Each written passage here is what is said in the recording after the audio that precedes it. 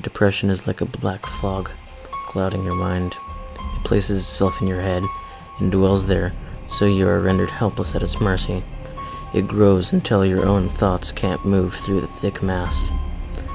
You become familiar with the feeling of the emptiness because it's all you've ever known. You submit to it. I grew accustomed to depression. I would stay in my room all day. I wouldn't leave my bed. I isolated myself from my friends and family. I was deeply troubled, but I kept to myself for fear of being a bother.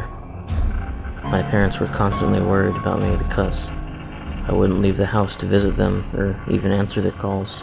My girlfriend left me because I didn't spend enough time with her. My parents urged me to seek help, and I started to see a psychiatrist. Dr. Miller prescribed me an antidepressant. I wasn't overwhelmingly hopeful, but I was willing to try anything. I didn't want to feel this way anymore. I hadn't been happy for so long I'd forgotten what it felt like. After several weeks on the medication without any change, I stopped taking it. Dr. Miller said it would take a while to start showing effect, but I didn't want to wait. I wondered if anything would ever help me. Maybe I would feel this way forever.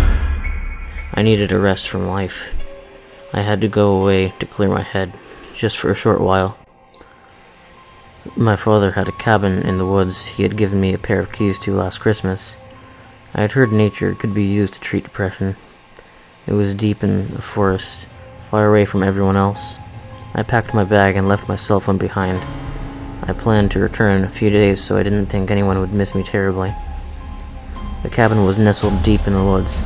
Wooden panels made up its exterior, and dust completely covered its windows. Trees towered over the roof, and the garden overflowed with greenery.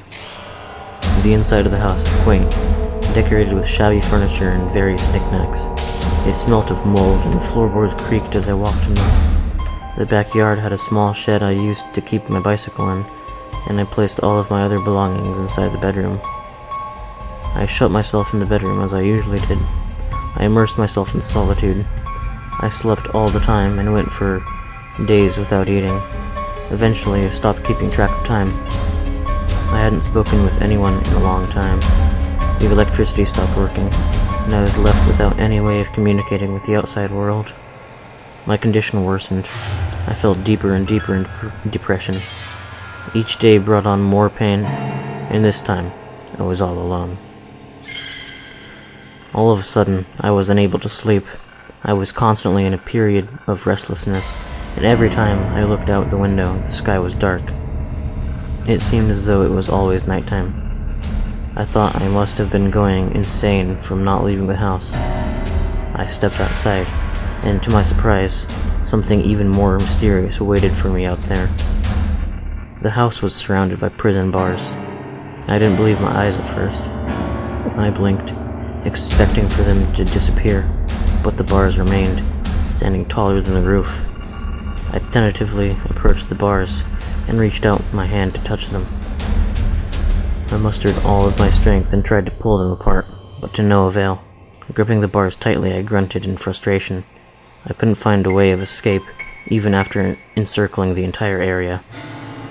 "Is anyone out there?" I yelled out. "Someone? Anyone?" The sky remained dark, and the prison bars still stood. I didn't know how long it had been, but I realized I had stayed here for much longer than I had intended. I wondered if anyone would ever come find me, if they were even searching for me. I began to hear a voice in my head.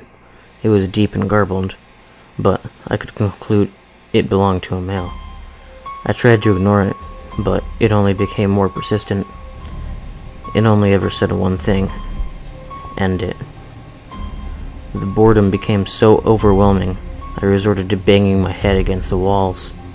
My nails had grown long, and I used them to scratch at the walls until the paint peeled off.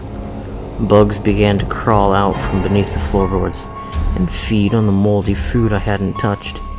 The house was filled with a repulsive smell, like that of a rotting carcass. It felt like I had been there forever, and I didn't know how long I would remain there. The thought of being in this pain for an eternity was too much for me to bear. I burst into a paroxysm of sobbing and collapsed onto the floor. Tears streamed down my face and I cried out in despair. "Please, someone help me," I begged between sobs, an agonized desperation in my voice. "Please, someone, anyone, I can't take this anymore." My vision became clouded by my tears. A cluster of shapes suddenly appeared in front of me, and I blinked away the tears to identify them. Standing before me was my mother, my father, my brother and my sister, my former girlfriend, and Dr. Miller. I had never felt such a rapturous relief. Overjoyed, I lifted myself off the floor. "Mom, how did you find me?" I asked my mother. An expression of bewilderment formed on my tear-stained face. "You've been gone for so long," she said disappointedly. "Why did you leave me?" "I'm sorry, Mom. I don't want to be here anymore. I want to go home. Please, take me home," I cried, unconcerned that everyone, including my former girlfriend, was seeing me like this. "You can't go home," she said flatly. My heart sank into my stomach at the sound of those unexpected words. She stared at me with cold, unsympathetic eyes. "Why?" I cried. "It's too late," she said. Shifting her gaze, she slowly rose her arm and extended her finger forward. I followed the direction of her pointing with my eyes.